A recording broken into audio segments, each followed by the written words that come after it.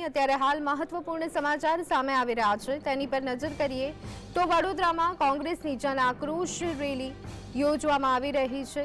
વડોદરામાં કોંગ્રેસ દ્વારા જન આક્રોશ રેલી શહેર કોંગ્રેસ પ્રમુખ સહિતના નેતાઓ મોટી સંખ્યામાં કાર્યકરો પણ જોડાયા છે। તો આ સાથે કોંગ્રેસે બોટ અને રબર ટ્યુબની સાથે લઈ અને રેલી કાઢી અને સૂત્રોચ્ચાર કર્યો હોવાનું પણ માલુમ પડી રહ્યું છે। તો વડોદરામાં કોંગ્રેસ દ્વારા જન આક્રોશ રેલીનું આયોજન કરવામાં આવ્યું છે।